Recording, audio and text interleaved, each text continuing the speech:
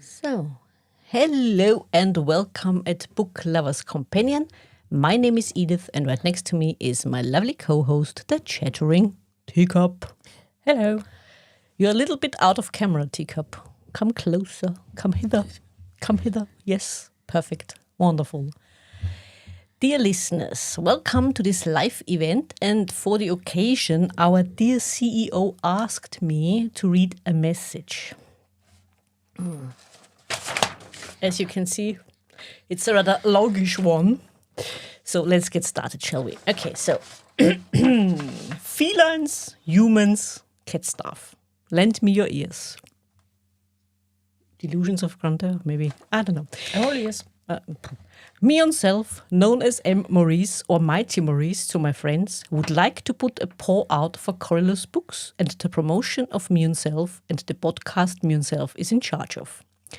Contrary to common belief, me on self is not a cat of leisure. As if we don't know that. Okay, constant supervision of the staff is a hard job only the working cats can appreciate. We are not responsible for the cock-ups of the furless bipedals, aka humans. Also, and I can't read this. This neither. Nope.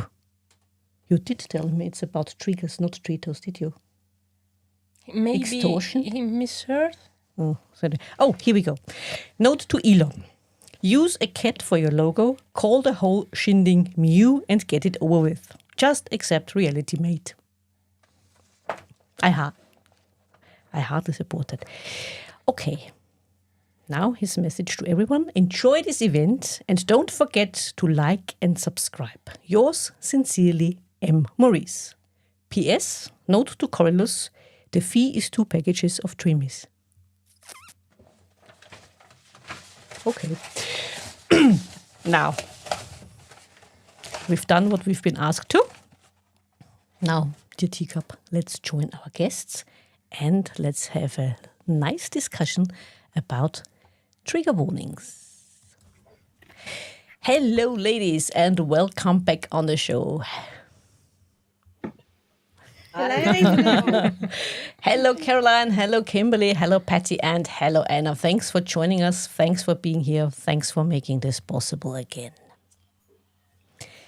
And again, just like last time, the chattering Teacup, chatty as she is, would like to start us on a definition of trigger. What is a trigger?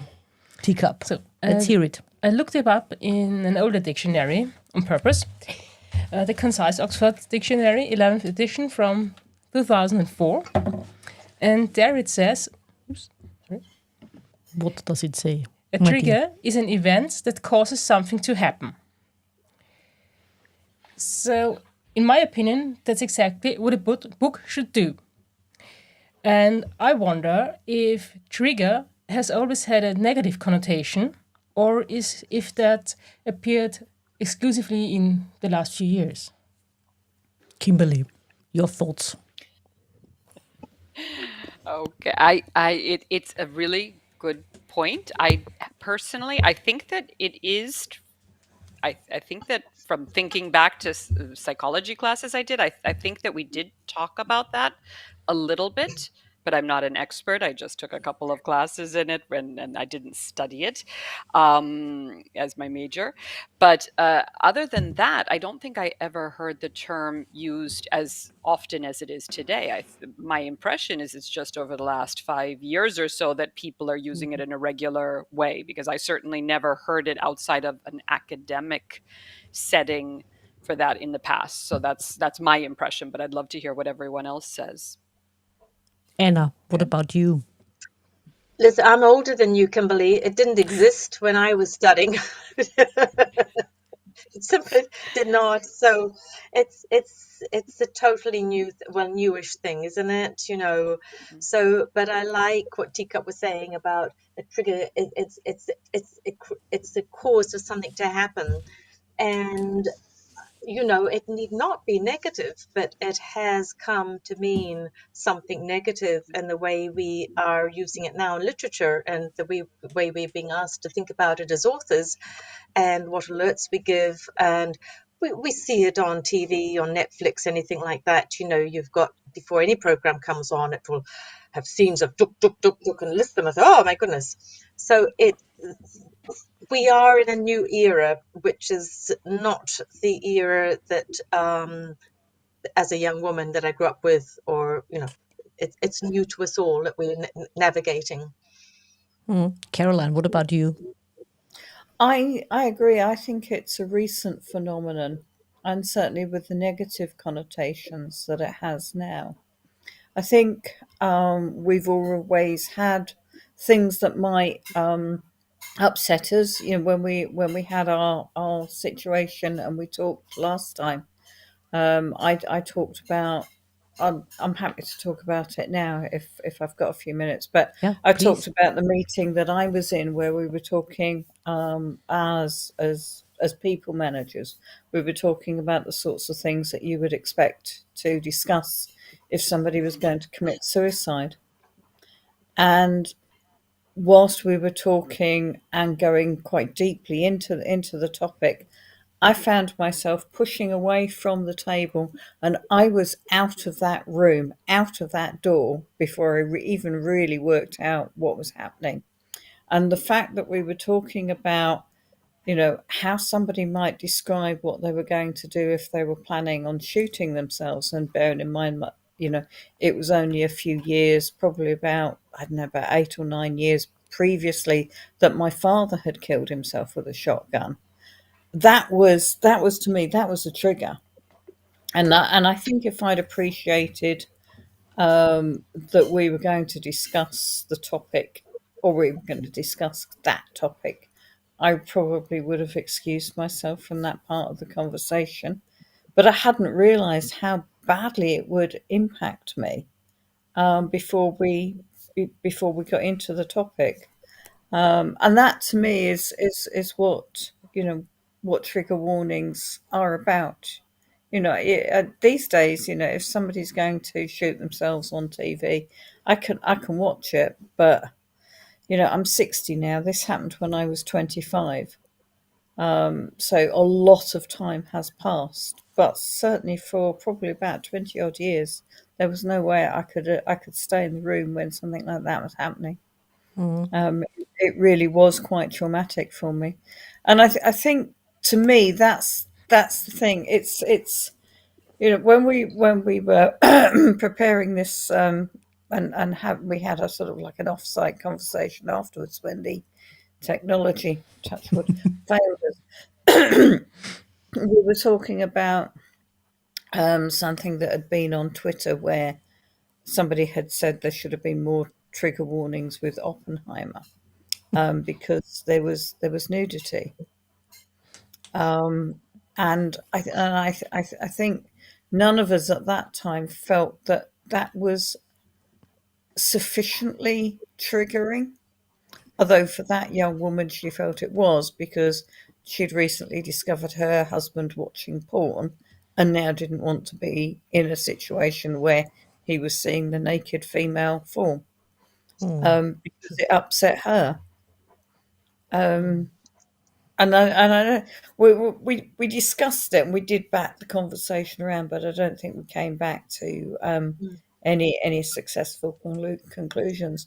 But you see, that to me isn't as triggering as the experience that I went through. So yes, I think we're talking about it is a much more recent phenomenon, but I think it's always been there with us.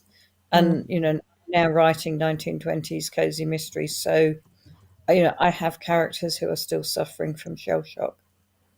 Yeah. So that is something we need to think about. Sorry, Anna.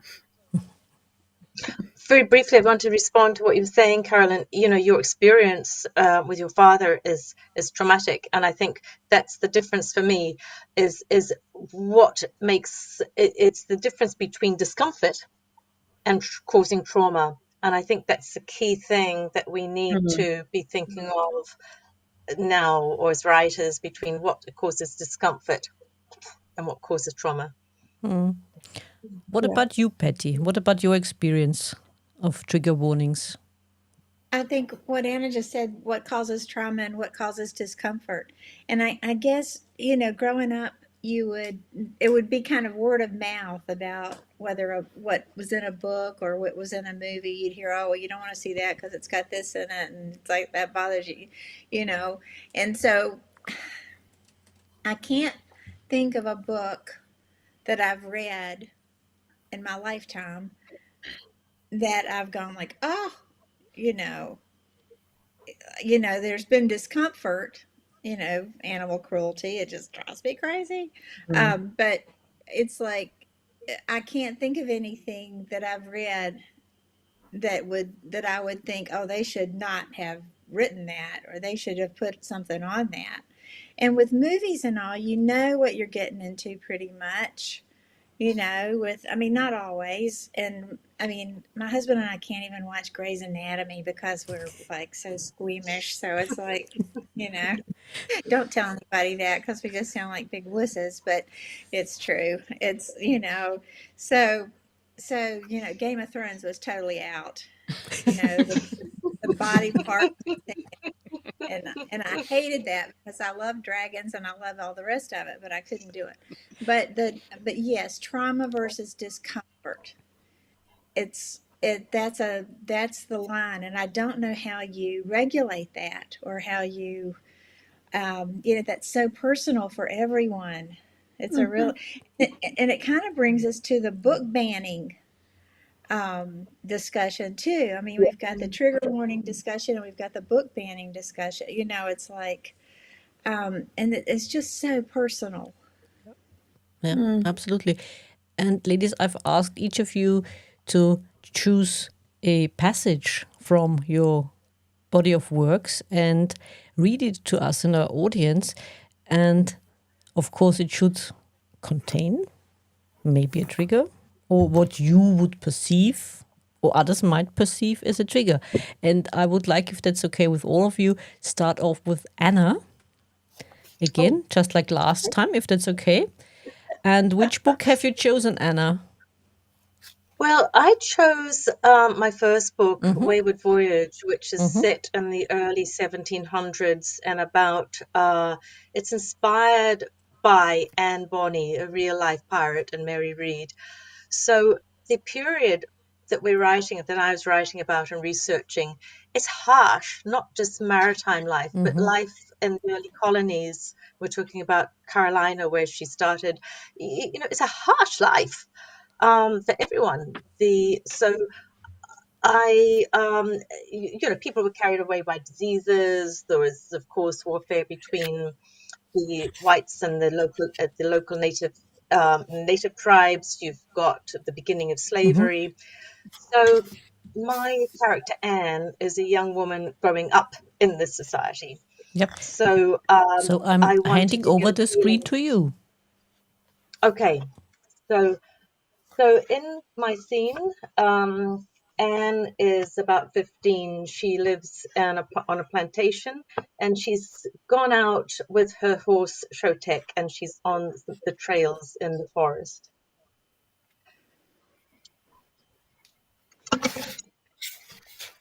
Shotek flicked his head. A man stood in the trail blocking her path, and she instinctively pulled on the reins.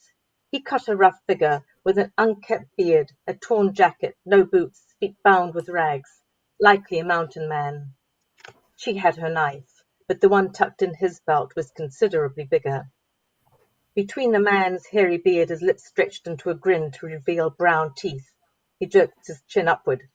"Get off." The man inched forward, a lustful look in his eyes. Not for her, for Shotek. "He's a beauty, and you're a pretty little thing." His beady eyes rose to meet hers, and he sensed her indecision. "Don't try.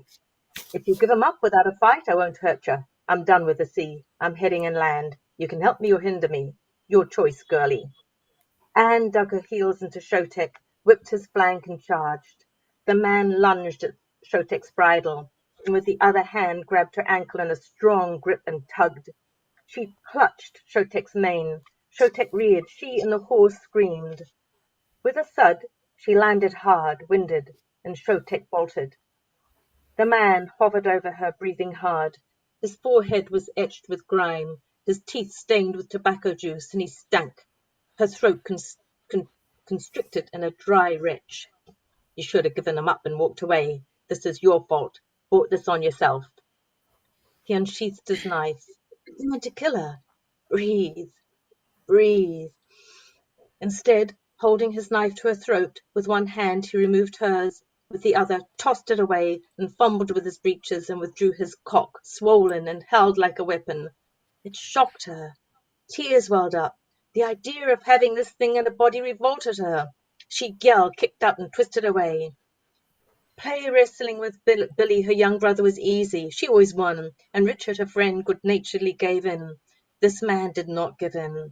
He pinned her to the ground with an iron grip, his arms and hands strong from years of hauling rope and sail. Stones dug into her back. She almost gagged with his stink, and he whispered, "Won't hurt a bit."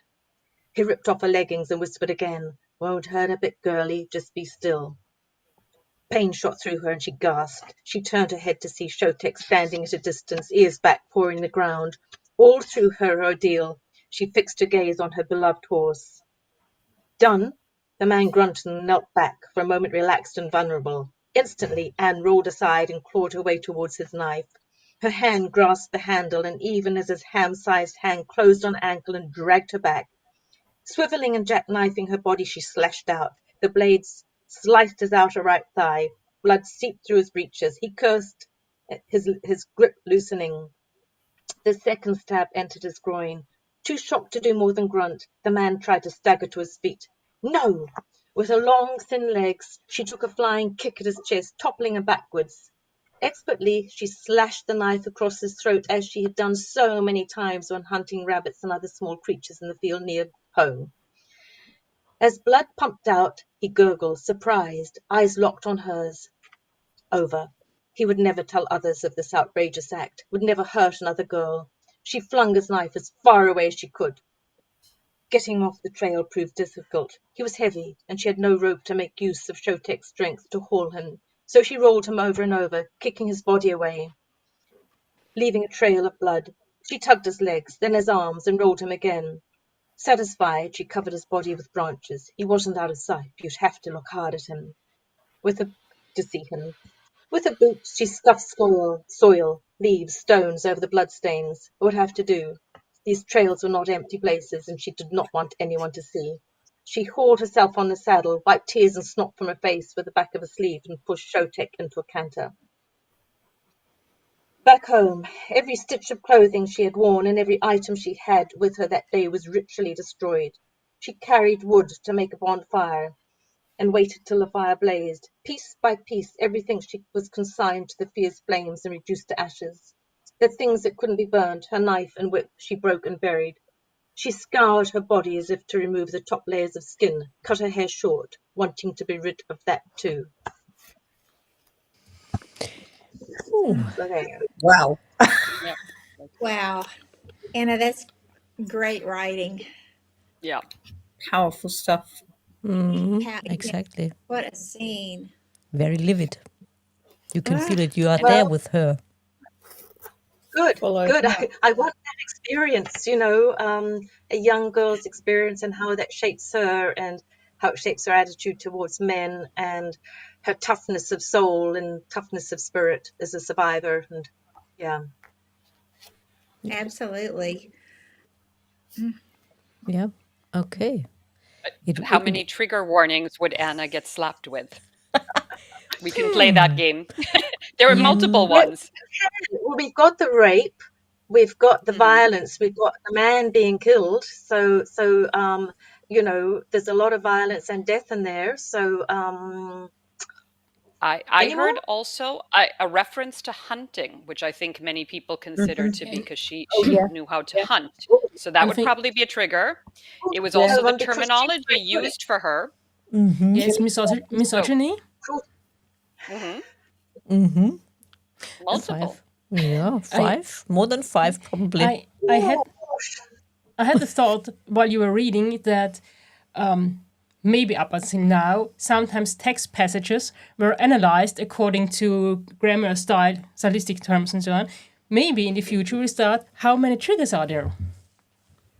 It's another way to That analyze. that already happens. My Really? son, when he was in high school, had to do trigger warnings similar to for from the aspect of what women would see in a short story, a famous short story of Hemingway. And I didn't even get the triggers that he was supposed to be looking for when we read it. It's a very well-known story, and I'm saying, you're kidding me. But It was just, yeah, it was frustrating. So it is happening, unfortunately, in schools but and isn't academic it programs. sad to see, I don't know, a book or an essay in such a negative light? Yeah, Starting to read it because and you just read it finding that the way. bad things. Yeah, you read it that way. That's a shame.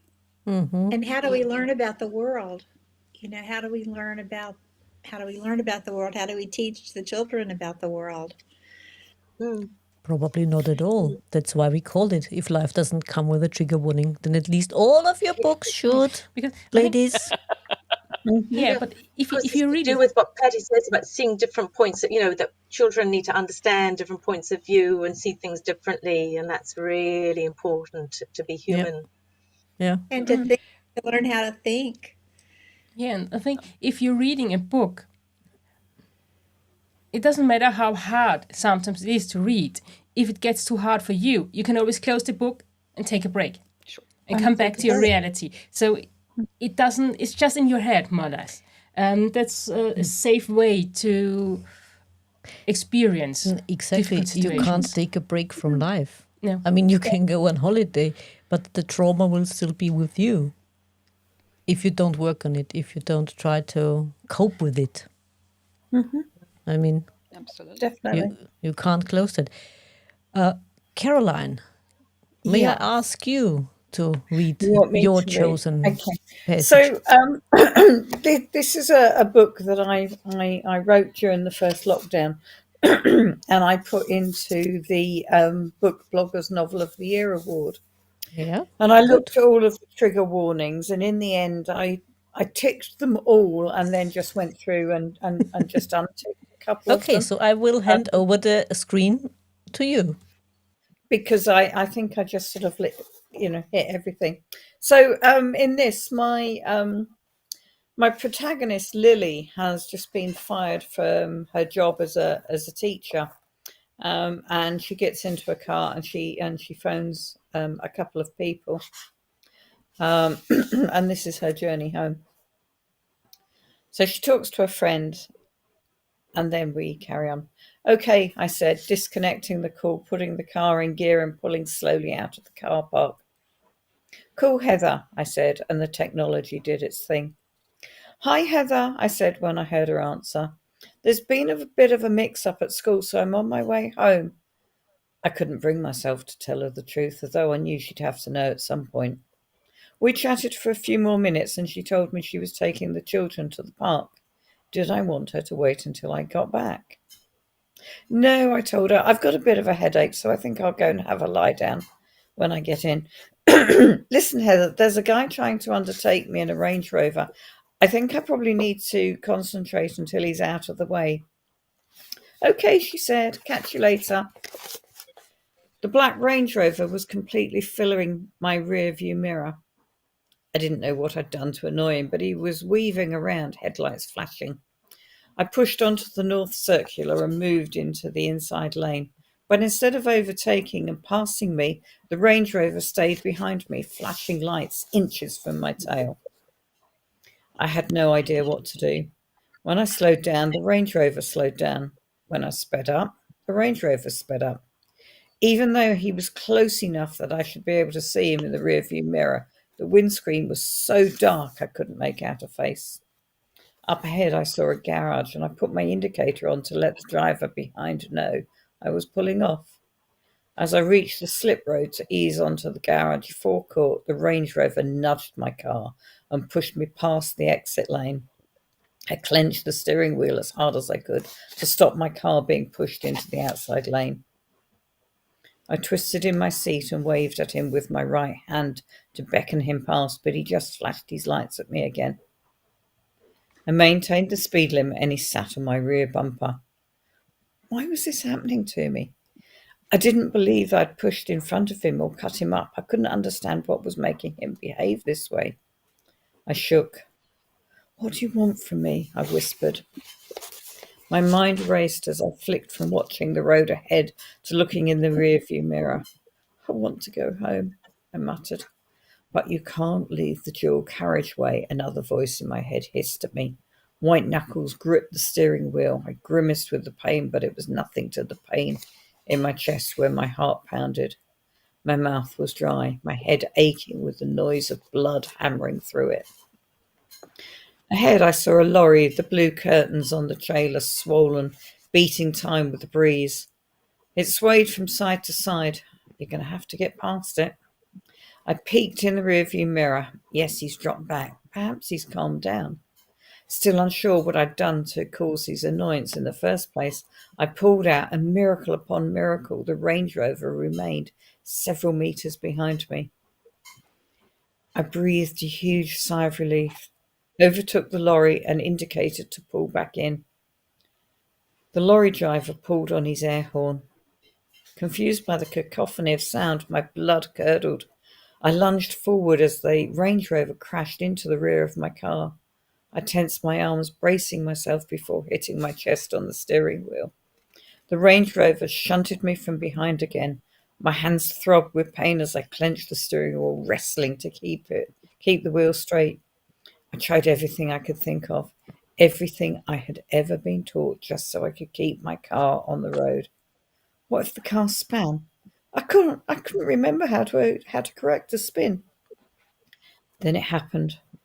My Volvo hit the central reservation barrier, but we bounced off.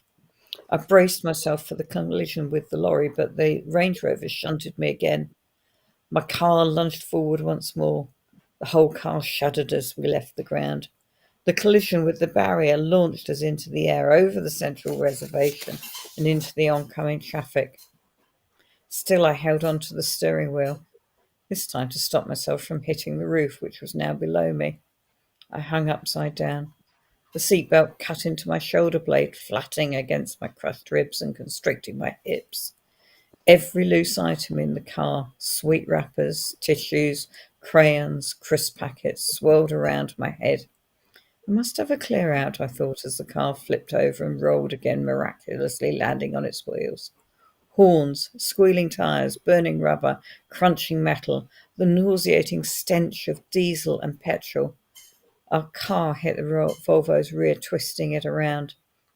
A people carrier was coming towards me. A glimpse of a child cocooned in a car seat. It's the same one as I have for Darcy. The last thing I remembered were the horrified faces of the parents before I hit their vehicle head on. Then there was silence.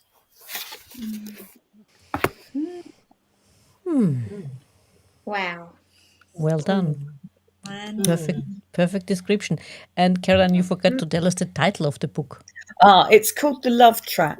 It is my domestic noir, and it was a finalist in the Book Bloggers Novel of the Year award in 2021.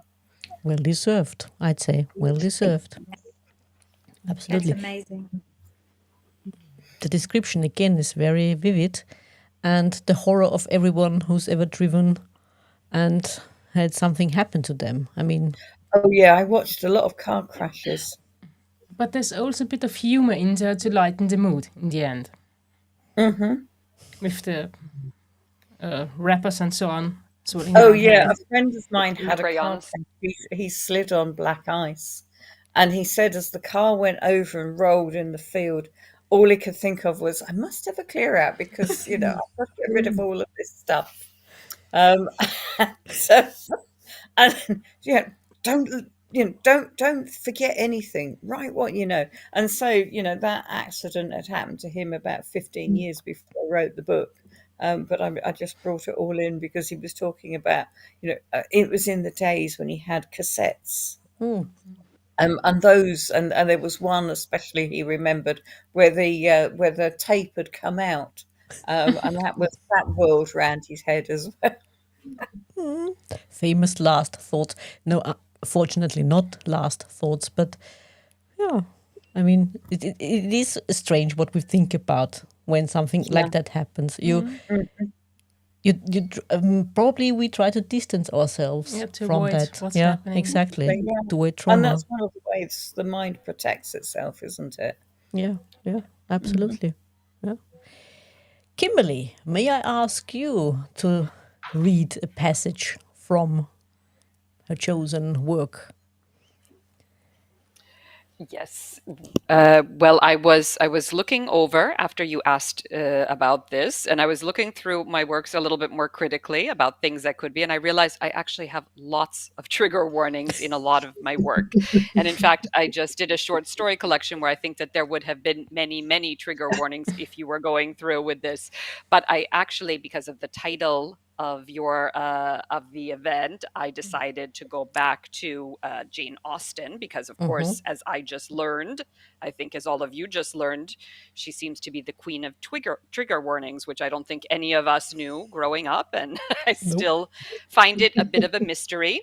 But I think here again there would also be many things that I can do for this, but I just chose a very short passage because I was in some way, let's say, my protagonist is a modern woman who is studying 19th century English literature and has the opportunity to go on a Jane Austen seminar in Bath in Mm-hmm. England. Okay. And so when she's there, she time travels. So to some extent, she is looking at, let's say, some of these things that it might be triggers, things that she knows on literature, but she Mm-hmm. doesn't necessarily know how to deal with it personally.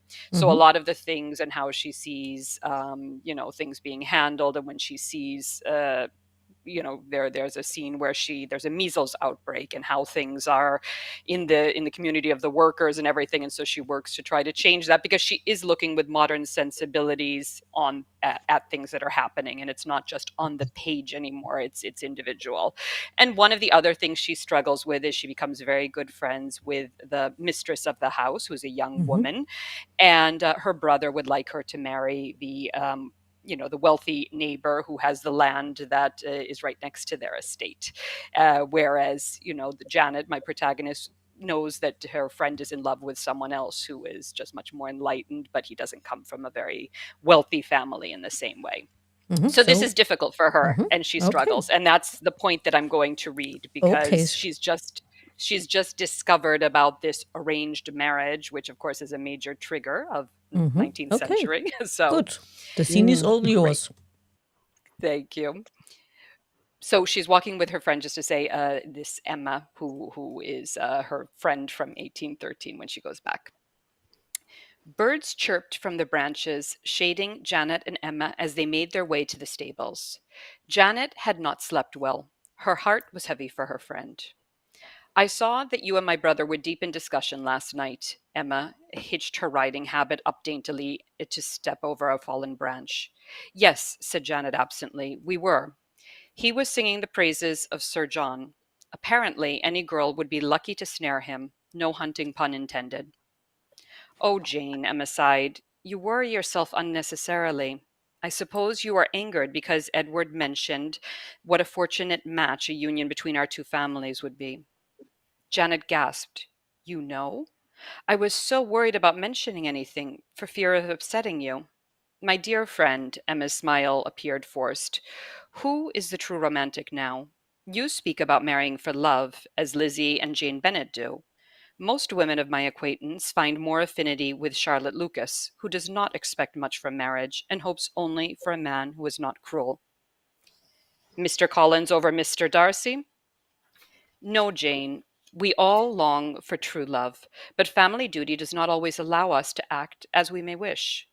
My own mother and father did not marry for love. I see. Had Janet's own parents married for love? If they had, it dissipated as quickly as it developed. Who was she to offer lessons? Still, she so longed to see her friend happy with Mr. Bentley. Perhaps it was better that he was not yet with his aunt near Helmsley Manor. His proximity might simply cause Emma pain. Emma recently received a letter from Lady Whitmore, mentioning that Mr. Bentley had been to speak to Miss Tucker in the pump room and again at a concert at the Assembly Hall. Janet assured her friend it was nothing, but had Emma read these observations aloud to Janet on purpose to prove that her heart could survive such a blow? Janet tilted her face up to the weak morning sunlight. The stables came into view, and there was no need for further conversation on the topic. After all, Janet had nothing to say to cheer her friend. And that then it goes on to something else, but that's the scene that they have when she starts really realizing what it means about the arranged marriages and the fact that that she's been studying but gets to see it in person. Yeah. Would you say that it falls under the category of toxic relationships Jane Austen has been accused of? Well, see, this is the thing that I chose that passage. Again, there were plenty of other things that Jane Austen has been criticized for that I had in there. But yes, it's the stereotyped roles of women. It is the toxic relationships. In this case, yes, her older brother is the one who obviously is arranging for his sister because the parents are no longer True. alive. So yes, this would be a brother arranging this, but I mean, I don't know what to say to this. This is something that arranged marriages still exist today in much of the world. So I mean, we can save it and say that 19th century literature, how unenlightened they were, but in much of the world, this is how it's still done. So is It that is. toxic as well? Yep. So that for me raises the question. So we are not able to read about it in a historical context, but we're able to accept it in real life. Well, but also the idea that, I mean, it's fascinating for us. I mean, at least I speak in my perspective, but I mean, one of the reasons that I really love Jane Austen and people who do love 19th century literature, because you feel you can get into the mind of people at the time. And so much of it still resonates with us because the key elements are the same as, for human nature. But yes, times were different. As 100 years from now, times will be different, as you know. And I think it's important. I'm wondering when people. The problem for me, not just trigger warning. I don't like to read trigger warnings because I don't want to know what's in the books. I have a general idea. Yes, I might not read a very graphic book about a serial killer because I know that I might not want to see really, really terribly graphic scenes like that. But I would know it's about a serial killer, so I just wouldn't pick it up.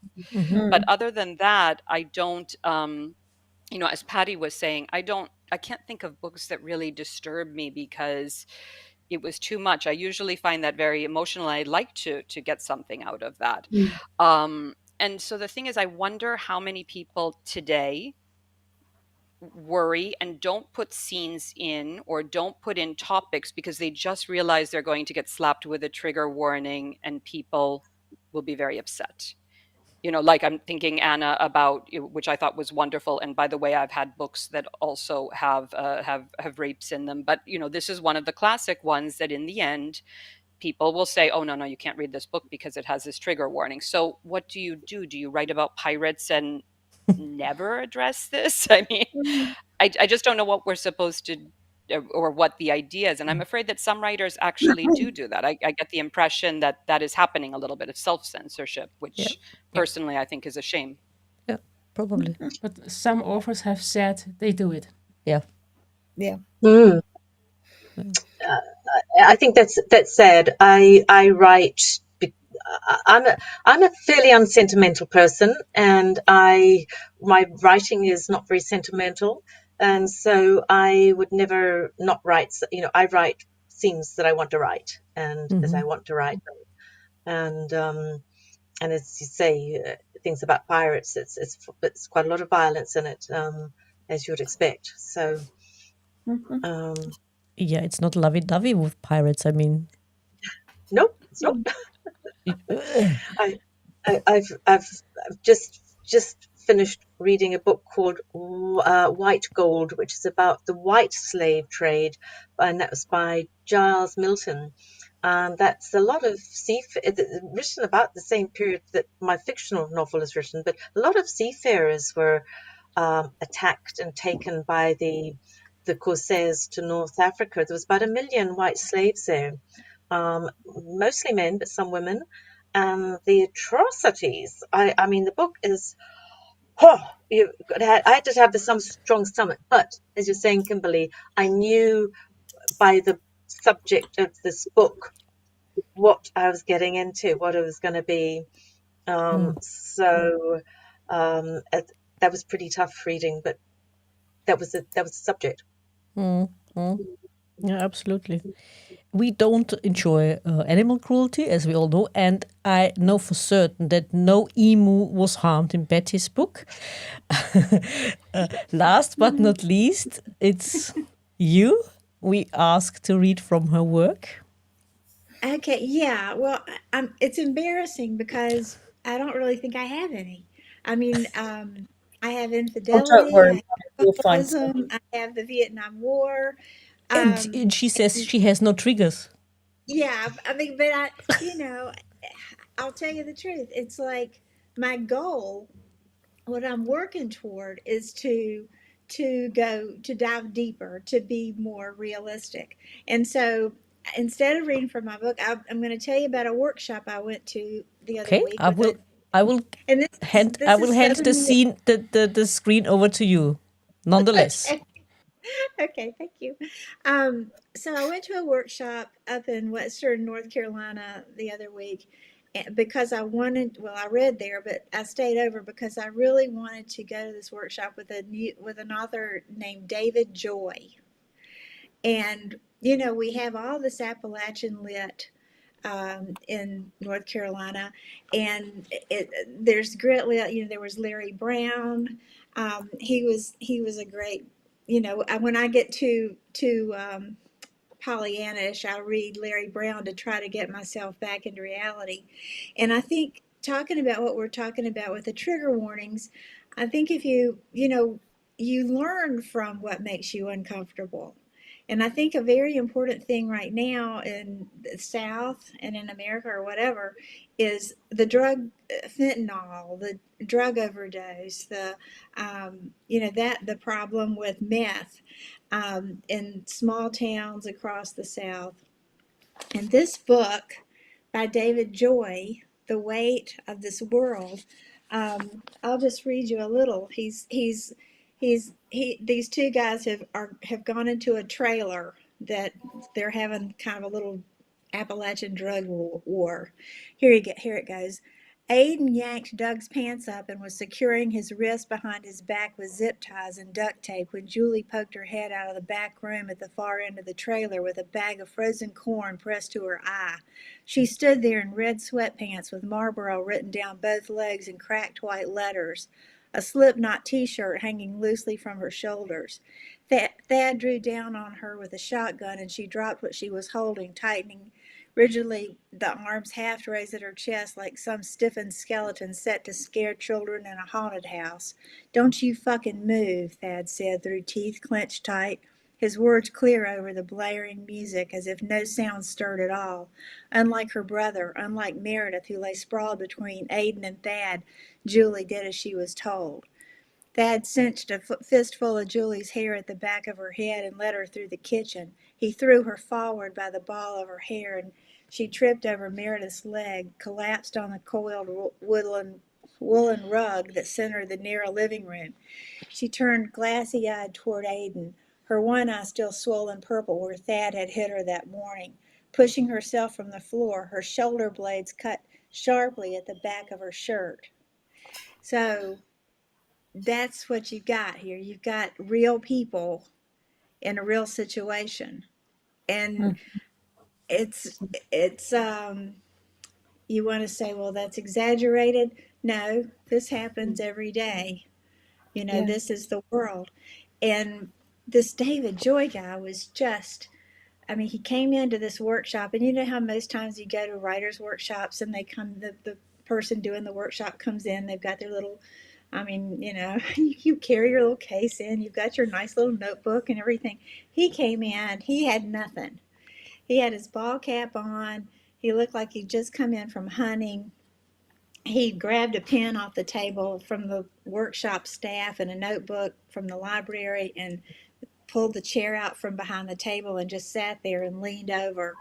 And his whole thing was, you've got to grab your readers. yeah. You've got to grab your readers. And it was like, I mean, I wouldn't have dared mention trigger warnings in here. you know. But I think that's the in the book Demon Copperhead by Barbara Kingsolver. I mean, that just won the huge award, and that's a hard book. That is a hard book, but it's like, how else do people like me who live in a bubble, how else do we understand what's happening 5 miles down the road? We see things on the news and we think, oh, that's terrible. How could that ever happen? And it's through books, it's through literature, it's through stories. And fiction is the lie that tells the truth or whatever. But I mean, my goal is to get some trigger warnings in my writing. I hope we meet a year from now and I'm just That reading was you, pretty powerful, you Patty. can't believe I Yeah, wrote. I love that, Patty. I'm just waiting for you. You're going to get down and dirty on us. So you're going to start Yeah, swearing, having some of your characters That was swear. very what's going to happen visceral. to this emu? There we are. I just, it's just getting real, and finding the language and not looking away.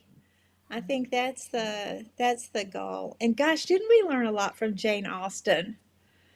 You Hmm. know, I mean, uh-huh. satire. Why do people not understand satire anymore?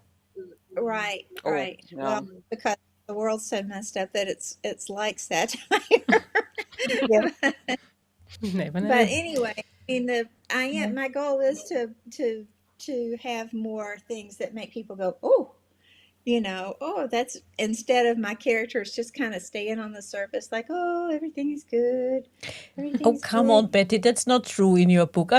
We've read your book, and I think Yeah, the others have also read your Yes. book by now, because I know, ladies, you have bought each other's books and you've read them. yes, And Yep. they do not stay like this, your characters. There are ups and downs, and they're great. I mean, it's a great story. I loved your story. And it's what thank happens you. underneath. Yeah, exactly. It is, yeah. There's that, yeah. So I have psychological trigger warnings. But I did want to Exactly. bring up David Joy because I think I'm just so enamored by his writing right now, and I think his what he's doing is just so much. And another thing that he talked about that this doesn't is authenticity readers. Have y'all ever heard of that? He said that for his books, he has white characters and black characters in this world, and so he the publisher got authenticity writers to read his work to make sure that he wasn't, you know, doing something wrong or whatever. And he did not fight that. He said, if somebody reads my book and they see something, they go, that's not quite right. I want to know. I want to know about it. I might not always change it, but I certainly want to hear it. And I thought that was pretty interesting too. Yeah. So, That's that's the opposite then But of the sensitivity I, reader, probably.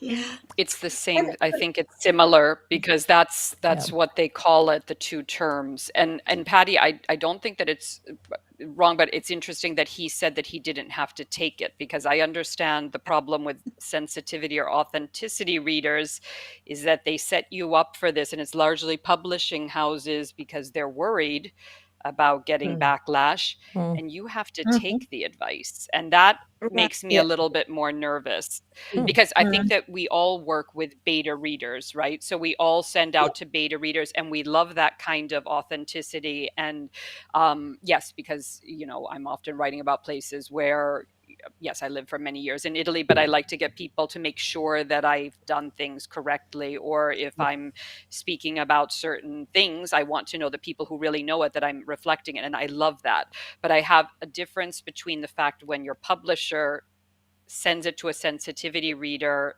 largely based on ethnicity or color of skin.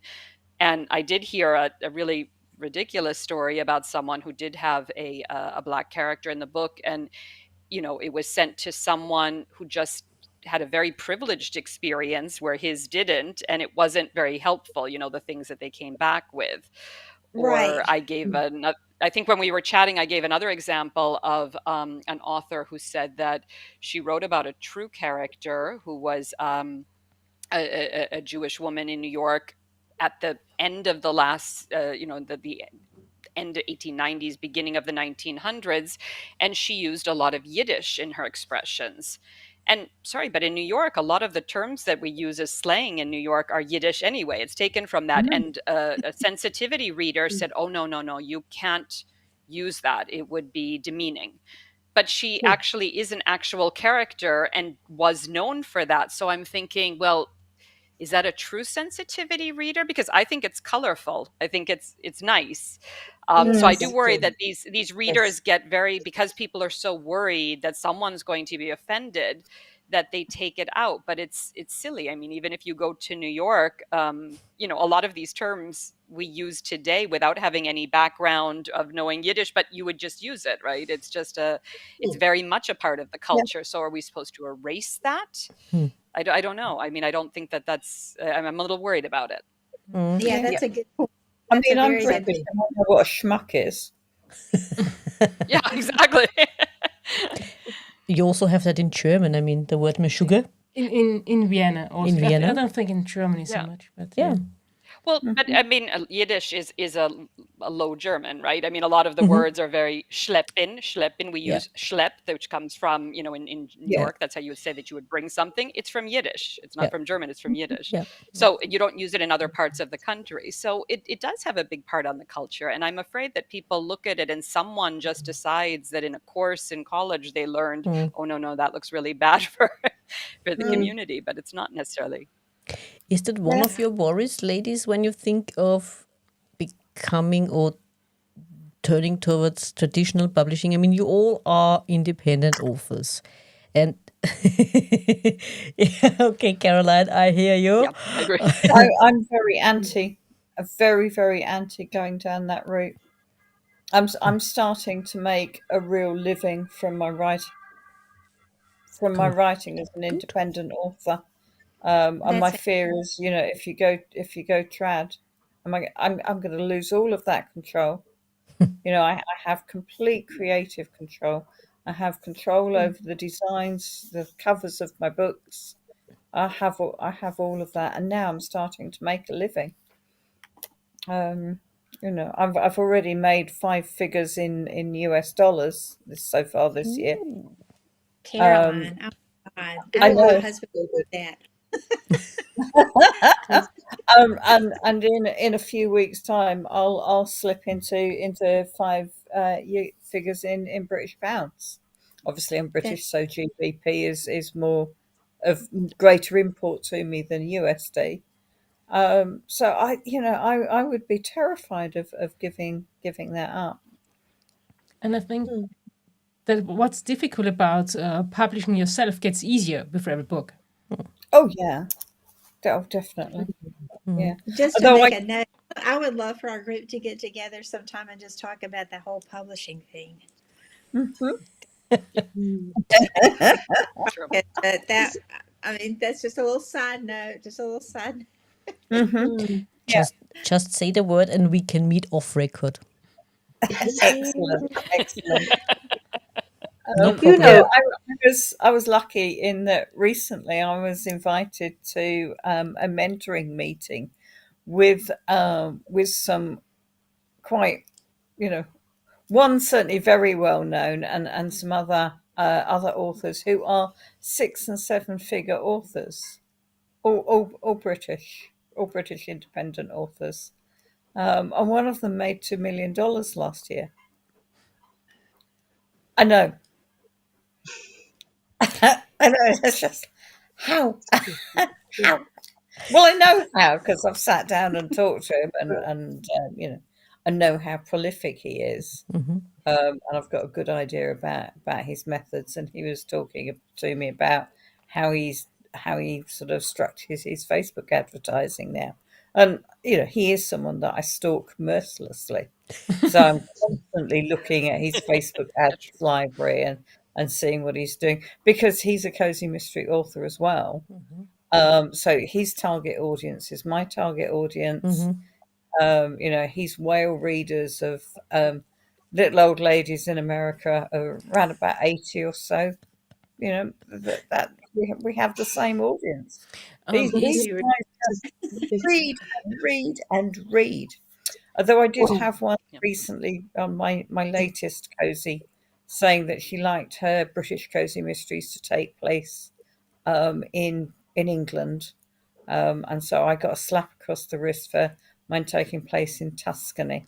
The Goodness. fact that the tagline says "Sinister secrets abound in Roaring Twenties Tuscany," and the cover is of a beautiful pink villa with the tall cedar Cypresses. trees that you have in Italy and vineyards. I thought the cover gave it away that it wasn't in England. Certainly wasn't in Yorkshire. But there you go. You can't have everything. Yeah, true. Another trigger. yeah, Well, it was but definitely a trigger, and she was called Karen. yes. Hmm. She really was called Karen. You No know, further comment. I was looking up earlier on the website just to do with trigger warnings and to do with the categories, and the categories were suggested like racial, religious, LGBTQ plus, mental health, Mm. disability, sexual content, violence, death, and then other. And then there were subcategories within each of these. And so I added them up, and we were coming to over 100. And that's not an exhaustive list. So it goes on, doesn't it? It's very hard. Yeah. We don't want to create bland. If you're writing about character, rewriting this situation, to live, if we live, you cannot avoid being hurt by things. That's Yeah. just what living's about. And so, Exactly. And I I did the same. Sorry, Betty. I did the same as you, Anna. And I looked up a few websites, and the most peculiar thing, for me at least, was a trigger warning regarding Harry Potter references. Dear tell me more. listeners, What dear the listeners and baby? viewers, witches and wizards are not real. Just saying. they are so. Oh, I'm so disappointed. Yes, Unicorns are yes, me really real. too, That's me fine. I too. can cope with witches and wizards not being real, but if somebody was to tell me that unicorns aren't real, I would be devastated. You'll Just fight saying. that to the death, right, Caroline? Oh, That's the hill that is you'll the die on. hill. The hill I'm going to die on is unicorns are real. I just thought of something when Anna read that list. I went to something in the book triggered someone. I went to a book club and, they talked about the book and everything. And then afterward, this woman came up to me and she said, now, why did you have to make Ned gay? And it's one of the woman, Well, this he was born, gay surely. book. And I just looked at her and I was like, because he was, I couldn't change that. I couldn't Yeah. change Ned. But that had triggered her. She didn't understand why, it kind of bothered her. It's like, why did that have to be? But I like the fact that my book it kind of eases some older readers, not older, I'm old. I mean, why do I say that? Older people my age, in these small towns, it kind of eases them into these things. And then before they know it, they might have a little empathy for Ned, and then they're Mm. really shocked at themselves or whatever. So I don't know. I'm off on a tangent now. I just really No, tell. you do ease us into things. I mean, I'm not a religious person at all, and like Caroline said last time, an atheist. But your reverend or your preacher, he was a nice guy, Oh my God, and you started going to church, have you? I was an altar girl, so no the enemy. A long And time ago. a long time ago, and I did study theology. So Not too I long. haven't tricked you into going being a Presbyterian, have I? Yeah, I know there are differences, but you know, we here we are in Austria, we are Catholics. I mean, Kimberly can relate. The church I across the lived in a street. farhouse when I was Yeah, in see, Austria. we live I next lived to in the a. farhouse. I lived in the parish house because Yeah, my yeah. uncle was a priest. Our neighbor is the parish priest here, so It Yeah. was the best way to meet all of the people in the yes, neighborhood, though. I yes, mean, I must exactly, say it was exactly, fantastic. exactly. And I mean, I never. We've spoken to a lot of authors who show the real bad side of religion in their books. And I have to say, I never Yes. had. Yeah, it is. It is. Yeah, it is bad. Don't. We can say it otherwise. I Published it never yet, had. I had a but yeah, negative I'm going to be doing experience. that soon I because mean, I tackle tricky topics in yeah. my police procedurals. So, what the topic in the one that will be coming out when I do finish writing it or finish working through the editing of it, Perdition. It's around the historical child abuse Yep. by by it's in the English Benedictine Church, Mm-hmm. but these guys are being killed by somebody. Mm-hmm. Yeah. And you were, the first one, you've got this lovely little old man, and somebody kills him, and you're thinking, but why? But why? And the end of the first chapter, because I quite like my serial killers. I go into the I well, there's somebody's child, so I go into the Oh, serial that sounds killer's like a head. blurb. I'm going to blurb your book and say that. So in Perdition, at the end of the first chapter, you go into the serial killer's head in first person, in present tense, and then you hear things from that person's point of view Mm. as to why, what they're doing, why, how they feel about it. And my goodness, that was quite incredible to write. It Mm. really Yeah, was. I got very Mm. close to the character doing that. Mm. that's a brave path. Yeah. Yeah, exactly. Mm. Brave or foolhardy, Patty? There's a narrow line between the two. But you managed to come back. But No, but I that's what don't you have a have to do to publishing house I become have that to person. appease. Yeah, Whew. my gatekeepers are my readers. So Mm. if my readers don't like it, they'll tell me. Mm. They track me down and they message me. Isn't that something? Well, Mm-hmm. but that Yeah. makes, and Caroline, in your area, I think that you have to do this, but I would argue in other genres, you really should, because I find that people, like for instance, also with the short stories that I just wrote, I wrote a lot of characters who weren't nice characters, and Mm, maybe you don't know that right away. And it was funny because I saw two different reactions to that. Some people are like, "Oh, but this person isn't." I mean, I don't think you always have to relate. I like a lot of characters who are not good characters, but that you can still follow along with them. You might not even agree with everything, but I mean, obviously it's even more compelling. interesting when you can make interesting um killers, or have something so that they're Yeah, not, because I don't like when a Mm. character is like it's like a US Western, right? The white hats and Yeah. the black hats. I like these characters that are hard to figure nuance. out and whether or not they are, and Mm. that you are reading along and you do find something that ties you to that reader. I always find that fascinating. Mm. Mm. Mm. Yeah. I mean, So I my think, debut novel was based. I live in a town called Ipswich, or just on the outskirts of a town called Ipswich, where there was a serial killer in 2006. And I went out for a walk one day and realised quite how close those murders had come Mm. come to me, because Mm. the town centre, the red light district, was 6 miles away.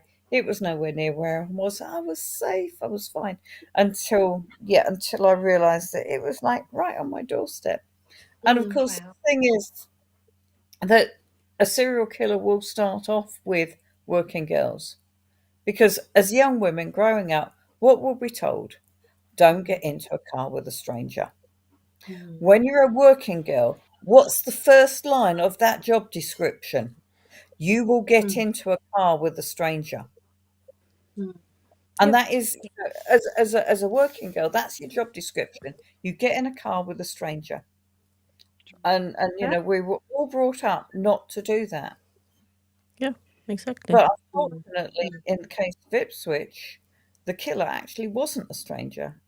It was somebody they knew, somebody that they'd been with before, several times before in some cases. And that was why I wrote the novel from that point of view, because I wanted to understand why you would suddenly wake up one day and start killing people. Why would you do that? How did that happen? And so I created my character. I created Bernie, and went through his life and his childhood and his growing up. And then I do have friends who actually knew the Ipswich serial killer, and said that what I'd come up with wasn't that far from the truth. Mm. Wow. Interesting. Oh, And isn't the fact that things are sometimes too close to home are the reason for trigger warnings? But on the other hand, we also have trigger warnings, like Anna said, about war or something like that, or combat or something, and we have never experienced it, and yet people think or feel they might get triggered by that. Can you Yeah. get triggered by something you never experienced, you just read about? I can get uncomfortable. I can get uncomfortable. Yeah. Yeah. Yeah. But is that trauma, or is that just being a bit Yeah, uncomfortable? But I don't feel Which is traumatized Always by the where it. we discomfort. started from, isn't it? The yeah, it Yeah. conversation. is, and I think Yeah. it's that discomfort, isn't it? It's Yeah. not trauma because you know trauma is where you if you associate, I don't know, a smell with Mm, something that's happened to you in the past, and that smell will trigger you and yeah. take you right Yeah. back there, and that's Mm, trauma, you yeah. know. And that is a But real trigger warning, isn't it? that's a I trigger. used to know someone who couldn't stand the smell of imperial leather because the man that had abused her when she was a child had just washed his hands using imperial leather and then abused Yeah, her, and she couldn't stand the smell because it brought back that exactly, entire experience. exactly. And that's triggering. Mm. But, seeing a naked boob because you found your husband was watching porn. I'm sorry, I don't think that has the same level of trauma. It's Mm. it's deeply disconcerting, deeply uncomfortable, but it's not a trigger. Yeah, it's not a trauma And that either. was such a mild scene, Caroline. I saw Oppenheimer after that Hmm. because we commented on And you that, waited all the time and for the it scene? was such a it was such a mild no, but of course I knew about this trigger for that. But I mean, that would be on Italian television any hour of the day on a television show. Because at Yeah, that point I'm kind of waiting for something, but no. And, yeah. and didn't I, sorry, I sorry, I lived in sorry, northern but Spain for a year, so yeah, I remember sorts of things that was on the news. and didn't Italy have a member of parliament? What was she called? Who was The known? porn star, yeah, Yeah, from Hungary, yeah. Oh goodness, this was a while ago. She was going to save us all because she was going to sleep with Saddam Hussein to make him stop this. Yeah, no, I'm not crazier Stiller, ideas, Stiller.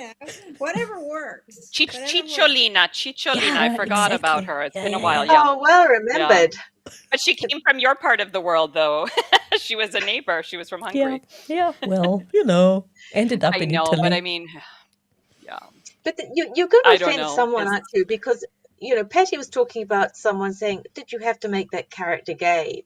And on the other hand, the triggers warnings might be because you've got someone who's homophobia, and you're not giving the right. There's some character who's not giving it, who is very down on the fact that another character is gay. So you can't win. What is what, which who needs to Uh, have be warned? Which side needs to But be warned?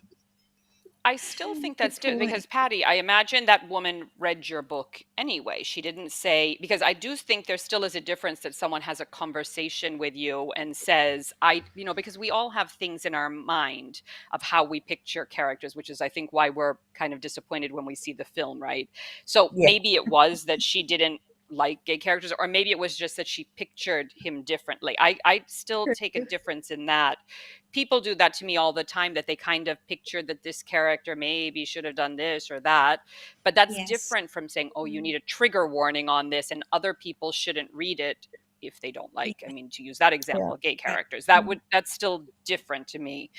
And I do think personally that I don't know if you notice this, but because I write historical fiction and because I love reading historical fiction, I do have a problem that I think people are overcompensating now by writing historical fiction that I feel has nothing to do with the historical period, because they're trying to write these, Oh, if we'll call them wrongs, I'm putting it into quotes, but Right. a yeah. lot of times I see that you find these characters who are kind of these, I think the big thing is now being this kick-ass women characters, right? And you're looking at the historical time and you're saying, no, that didn't happen then. Women, I mean, I'm Yeah. not saying that people couldn't have thoughts that were very progressive at the time and personally, but they didn't go around saying those things. You didn't want, and Right. so I'm finding that it's becoming sometimes with authors, some of the authors that I liked, I noticed they're falling into this trap now to rewrite history in a way that it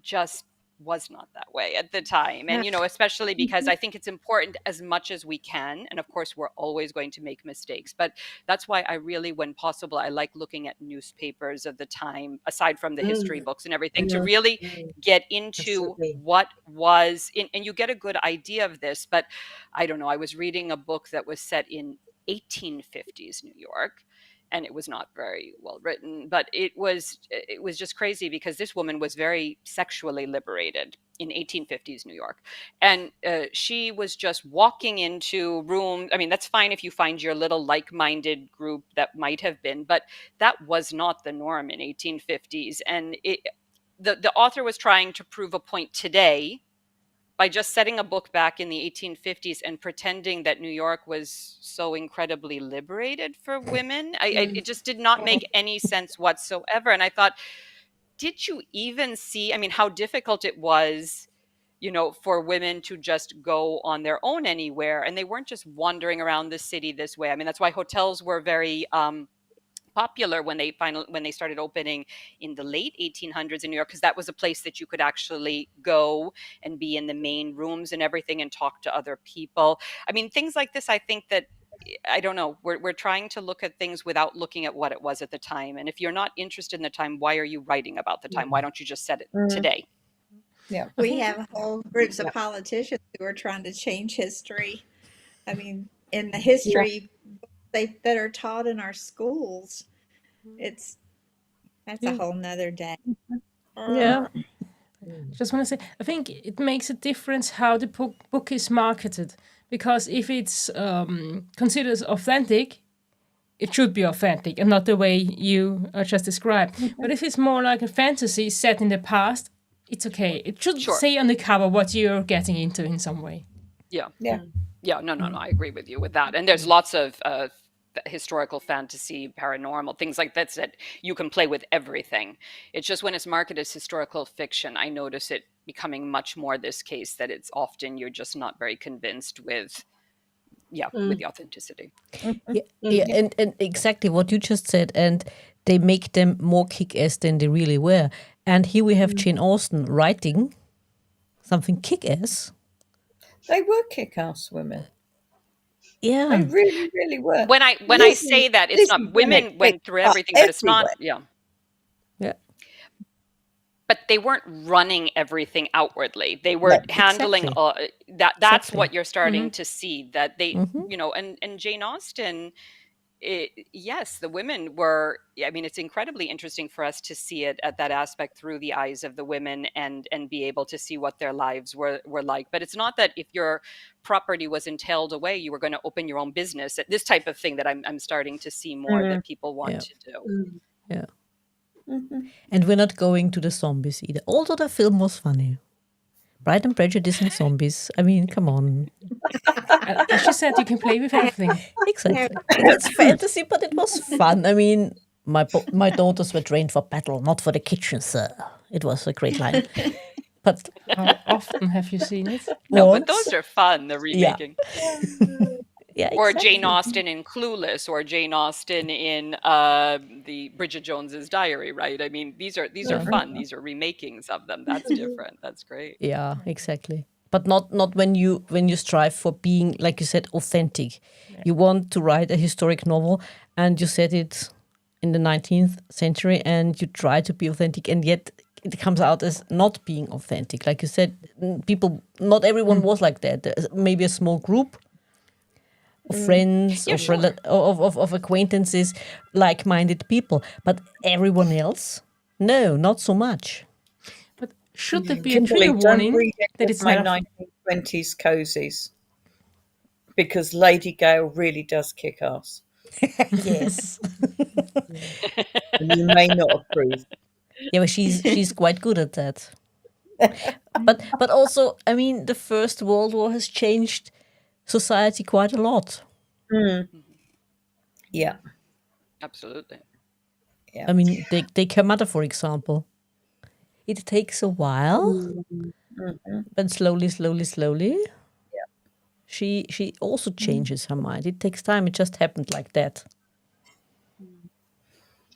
So, Yeah.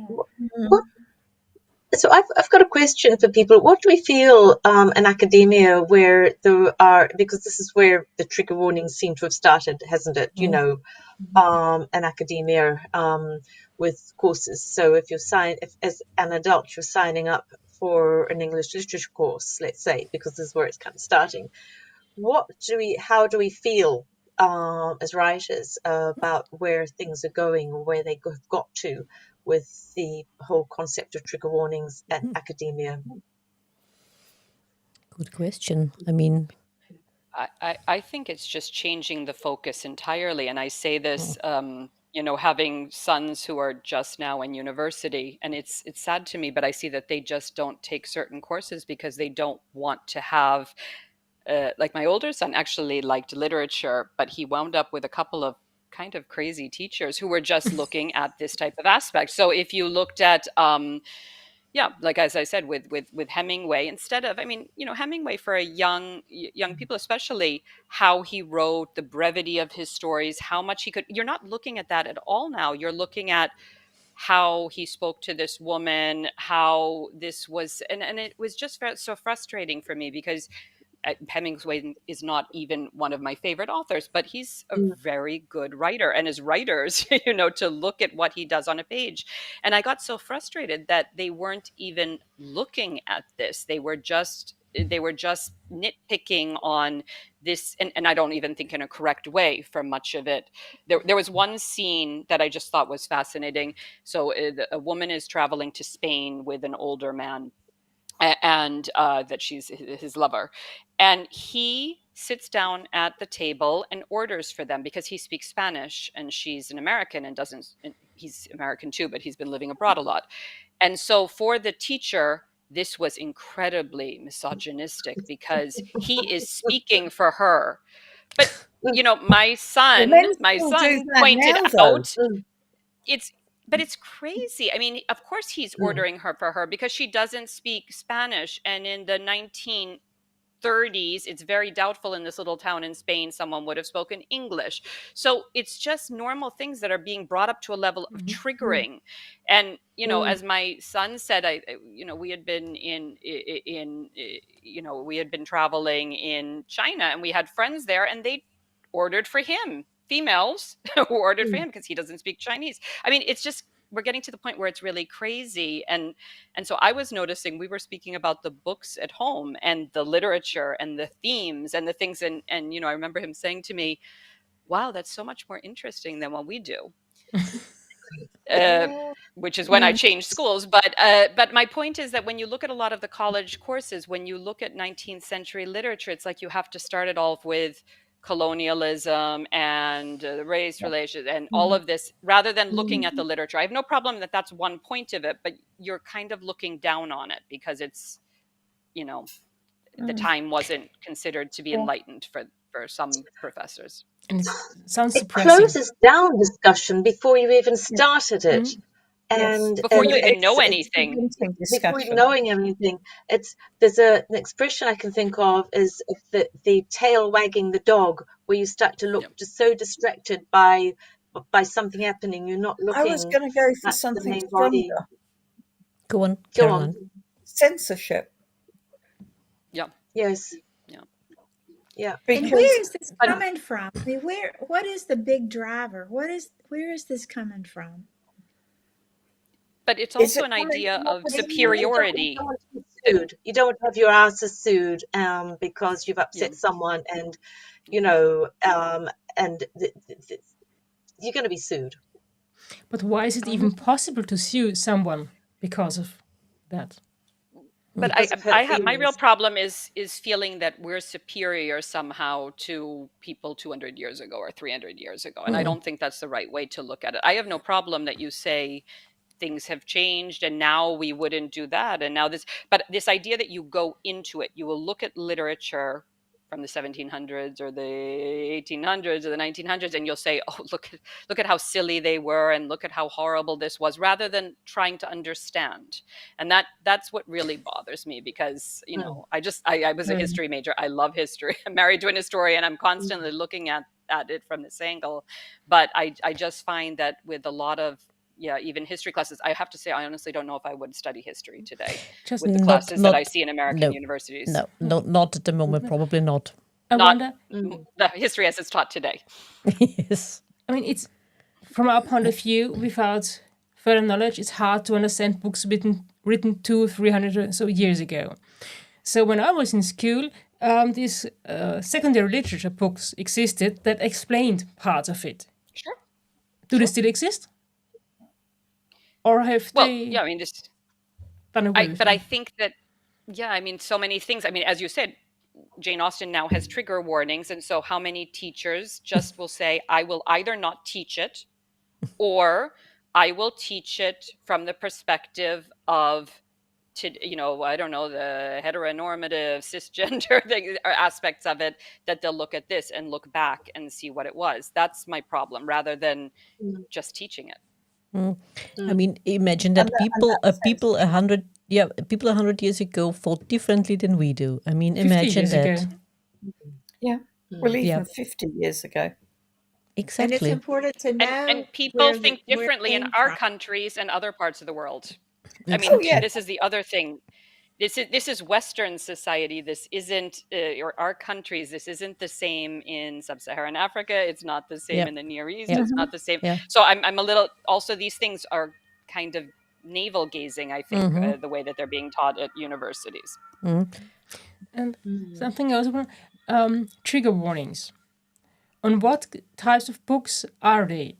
I mean, only on fiction, or are they also non-fiction books?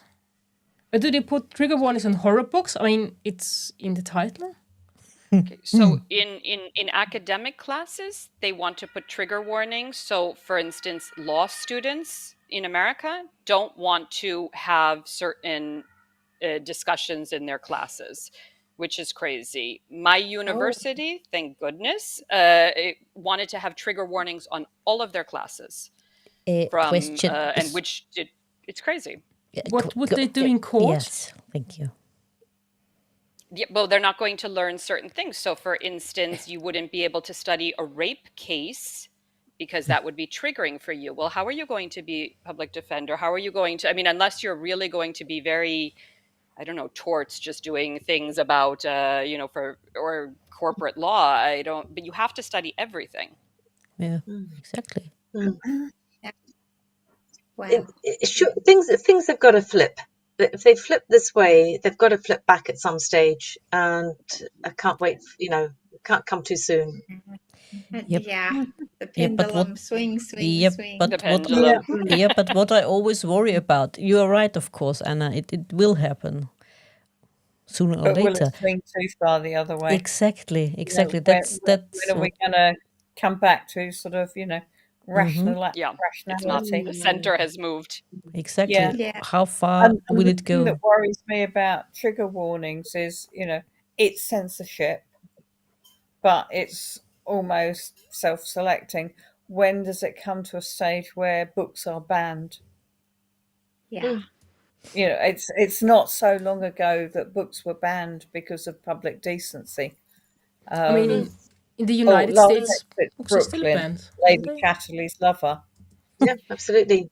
But I don't know, but I still have a little bit with banned. It could be that schools don't have the, I mean, yes, we have had lots of bannings. I'm not saying that, but I think we're also confusing banning and choosing not to have it, I don't know, in school libraries or have it on there. It doesn't mean that it's not available at, at any place in any bookstore. I mean, I don't know any bookstores that have banned, too many of, let's say, the canon or the regular or in books and things like that.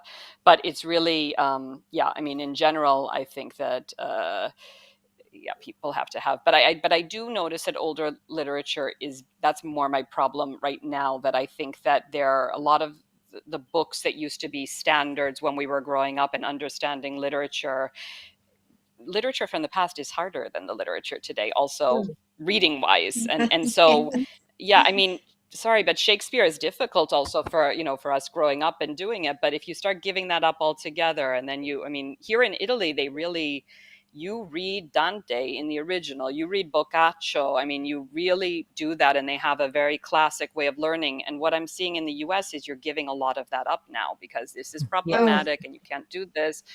yeah. And so I think that the level is going to go a little bit lower. I think we're going down, down, down. And those trigger warnings, are they anywhere outside the English speaking world? Yeah, I think so. They are. I've never heard about Really? them Because in German. do you have them in German? In France, I don't think they have. They don't really have trigger warnings here in Italy. I don't think so. I think they I think do. it's really UK and US that are, and Canada. And if it's if it's in the UK, it's followed the Americans. I mean, maybe on Yeah. the translated books more than on the ones written in German, probably, because they I tell usually you one book that translate. did trigger me, and I nearly threw it across the room. And it was a book written in Portuguese and translated by an American. It's called The Holy Thief or something like that, I think it was. And the British or the English priest said gotten. Now, I should have had a trigger warning for poor grammar because there is no Very way English.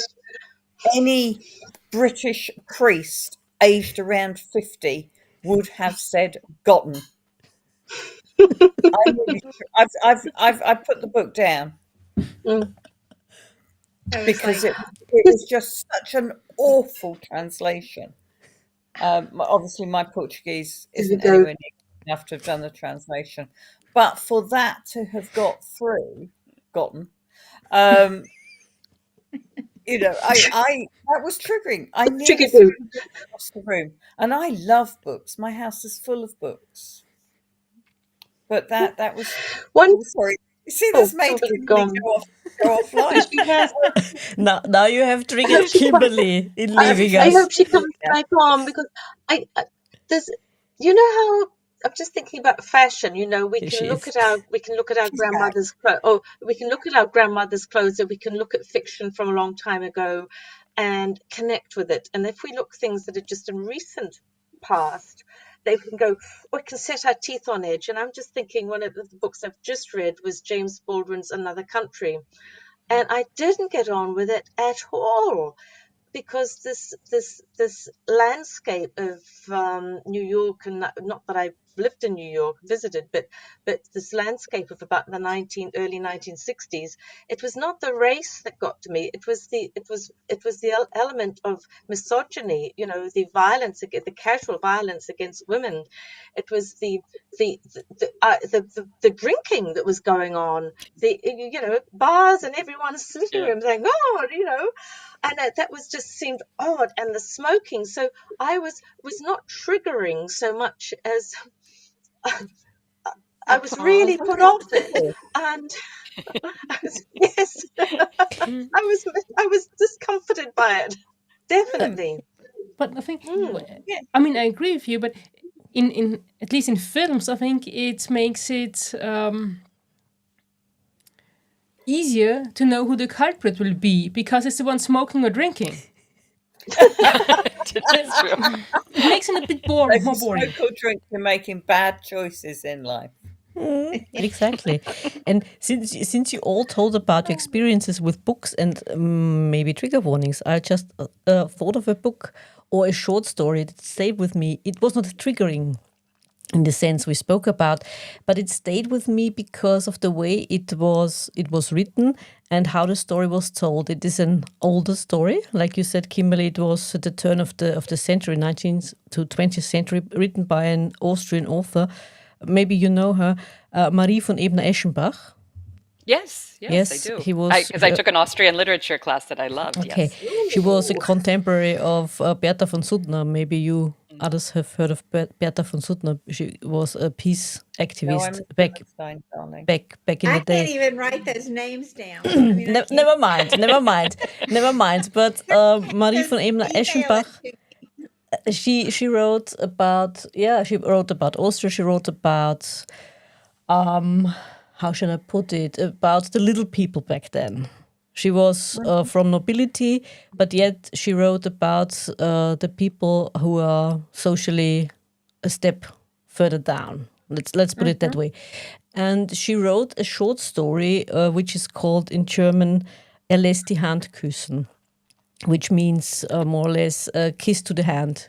He sends his regards, a kiss to the hand. And it's about a landowner, a female landowner, and her worker. And we have to keep in mind that we did have in Austria at least, also in the German-speaking world, in Europe, up until the 18th century, something like slavery. It wasn't called slavery. Kimberly, you know what we called it? Leibeigenschaft. But it was the same, more or less. It was no longer that way when Ebner-Eschenbach wrote her story because it was abolished in the mid-18th century in Austria. And still, the fact was that the man she wrote about, he was a worker on this landowner's land, and his family, I think someone died, and he wanted to visit his family because when someone died from the family, but he wasn't allowed to. He wasn't allowed to leave. He had to ask for permission, although he was more or less a free man, but the woman didn't grant her permission. He left anyway. And he had to be punished. And she asked the foreman to punish him severely, means beating. And the beating was so severe that he died. But his last words were, he sends his regards and a kiss to the hand. Oh my God. Ah. And it didn't, I don't know, didn't faze her. Yeah, well, it happened, so what? Wow. Wow. It was it's a short one of her short stories, and it's very intense. And like I said, it wasn't triggering for me, but the way she showed it, and I'm certain in certain parts of the empire it did happen that way. I'm quite And it certain she happened in wouldn't. America with slavery. I mean, Yeah, that yeah, sounds like a story that Yeah. could totally be written about a slave owner. exactly. You know, But he But wasn't a slave. but there was He wasn't a yeah, but slave. like the dead souls, right? Gogol. I mean, you did Yeah, the serfs and everything. These systems did yeah, exist. exactly, yeah. exactly. Throughout And her. I'm quite certain it happened. Otherwise, I'm sure she wouldn't have written it. Yeah, and it would be interesting to know Yeah. if I know. that's one of the reasons why in tariff contracts there's a list of days you get off. For example, if a close relative dies. That's why it's in there. Yeah, exactly. The fiction and reality Yeah, yeah, exactly. connect sometimes. Yeah. Yeah, So but yeah, this totally is know the point of view. understanding the time and how things were. And I think if we sanitize that too much, you just don't I mean, I also wrote at my third novel is about Abruzzo in right leading up to the First World War. And aside from the fact that I know that area very well, and I was very interested in that, I read a lot of Ignazio Silone, who's an Italian writer who then moved to Switzerland, which is where he died. But I mean, the poverty of that region was horrific in that time, and you still, had the nobility who you were very close to being, it was pretty much enslaved labor. I mean, you were their workmen, but you also had no rights, and you worked for them, and you didn't own any land and the home that you had. So it was, when the writing that he has, which is semi-autobiographical stories about his town, that's what it was like in the town. So I think people don't quite realize that, or they don't think about that, but it existed in Europe as well. So, and I think you should understand that. I think when you do something at the time, I mean, a story like that written at the time has incredible power for us reading it now. And I think we should understand it, what it was like, rather than trying to look at everything. But it's trying to understand what it's like and put yourself in the position of those people. Whereas Absolutely. a lot of people will still be looking at that, but looking at that from a privileged position of power, or of the freedoms that we have now. And I'm kind of going in this direction because I had an argument with a man on Twitter the other day where he was saying if he had been one of the slaves that was freed, he would have moved, he would have gone elsewhere. But I was coming from the point of view of, but where would you go? Right. And how would If you have you gone? were How a would you have gone? slave and you'd just Yeah. been freed, everything you knew was around you. Was there? Your All of family, you your know, friends. everyone you knew, the land that you knew, the people you knew. Where would you have the confidence to go elsewhere? And he went, well, I would have just moved. And I went, well, that's great. Shows you don't understand, and also how wonderful white male privilege is. Yeah. Because when you're Yeah. coming from a position of power, you're not understanding the position of someone who's had no power. And I think that's part the of thing. what I was reading when I was researching for the Love Trap was about people in positions of domestic abuse, and I will be following it up with another domestic noir, which I'm planning on writing in December. But it's about people who they're being gaslit. They've had all of their power taken away from them. So they're abused. They have no income. They have no money. They have no friends. They have no self-confidence. So to get yourself out of that position, to leave that abusive relationship, is incredibly hard. And it's Absolutely. lovely if you can go, oh well, I would just leave. But you just, you don't understand. You're just not understanding the situation. That's But kind of like also trying when to get in the mindset, go ahead, Patty. Yeah, no, yeah. I was just gonna.